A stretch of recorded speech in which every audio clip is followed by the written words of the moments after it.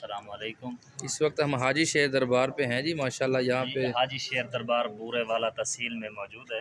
जी जी माशाल्लाह। इधर जो है ना, जो कमले होते हैं, मोहम्मद वसीम अकरम पूरा नाम। कमले जो होते हैं ना, फिर वो इधर आके संगल अपने पाँव में डालते हैं। जब वो सही हो जाते हैं फिर वो संगल खुद ब खुद खुल जाता है। हैं ये ਹੁਣ ਤੈਨੂੰ ਸੰਗਲ ਪਾਇਆ ਹੈ? संगल पाए ਕਿੱਥੇ ਔਰੋਂ ਦਿਖਾਈ ਇਹ ਕਦੋਂ ਦਾ ਪਾਇਆ ਹੈ? ਇਹਨੂੰ ਅੱਜ 10 ਦਿਨ ਹੋ ਗਏ। ਅੱਜ 9ਵਾਂ ਦਿਨ ਆ, ਸਵੇਰੇ 10। ਅੱਛਾ ਅੱਛਾ, ਇਹ ਖੁੱਲ ਗਿਆ ਕੋਈ 3-4 ਹੈ। ਤਿੰਨ ਚਾਰ ਵਾਲੇ ਖੁੱਲ ਗਏ ਤੇ ਫੇਰ ਬੰਨ ਲਏ? ਉਹ ਕਿਉਂ? ਬਸ ਬੰਨ ਦਿੰਦੇ, ਖੋਲਦਾ ਬੰਨ ਦਿੰਦੇ, ਖੋਲਦਾ ਬੰਨ ਦਿੰਦੇ। ਮੈਂ ਖੋਲੀ ਆਉਣਾ ਹੈ, ਬੰਨੀ ਆਉਂਦੇ। ਅੱਛਾ ਅੱਛਾ ਹੁਣ ਵੀ ਖੋਲ ਸਕਦਾ। ਅੱਛਾ, ਹਾਂਜੀ, ਅੱਲਾ ਦੀ ਰਹਿਮਤ ਨਾਲ। ਵਾਹ ਬਈ ਵਾਹ। ਅੱਛਾ, ਇਹ ਬਾਬਾ ਜੀ ਜਿਹੜਾ ਬੈਠੇ ਨੇ, ਇਹ ਦਾਦਾ ਜੀ ਨੇ ਇਹ ਬਾਬਾ ਜੀ ਤੁਹਾਨੂੰ ਵੀ ਸੰਗਲ ਤਾਂ ਕੋਈ ਨਹੀਂ ਲੱਗਿਆ? ਇਹਨਾਂ ਨੂੰ ਵੀ ਲੱਗਾ, ਵੇਖੋ ਗੌਰ। ਨਹੀਂ, ਇਹ ਤਾਂ ਥੋੜਾ ਹੀ ਲੱਗਿਆ ਹੈ। ਜੀ ਜੀ, ਇਹ ਛੋਟਾ ਹੈ ਨਾ, ਇਹ ਵੱਡਾ ਸ਼ੇਰ ਹੈ, ਇਹਨੂੰ ਛੋਟਾ ਹੀ ਲਾਉਣਾ। अच्छा अच्छा, नहीं बाबा जी ने खुल गए उनमें से संगल दूसरा? हाँ नहीं, अरे एक लगा है। अच्छा अच्छा, ये जदों यानी कि सही हो जाता बंदा फिर खुद ब खुद खुल जाते हैं? खुद ये अब 6 महीने बाद खुला है। अच्छा, 15 दिन के बाद खुला है। आप तुसी कित्थों आए हो?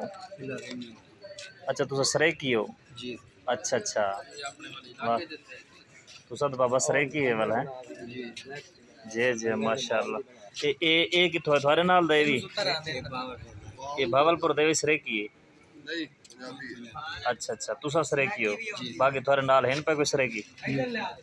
अच्छा, ये तो कितने बंदे यानी कि जिन्हें को संगल पाए उन्हें? ये बाबा जी कितने गुजरात तो? अच्छा अच्छा, एक तो कस्बा गुजरात है, जिला गुजरात। अच्छा जिला गुजरात है। तेनों कितना दिन तो संगल लग गया है?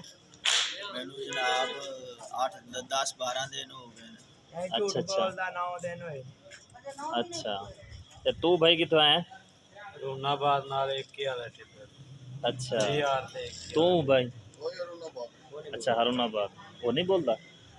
अच्छा अच्छा अच्छा,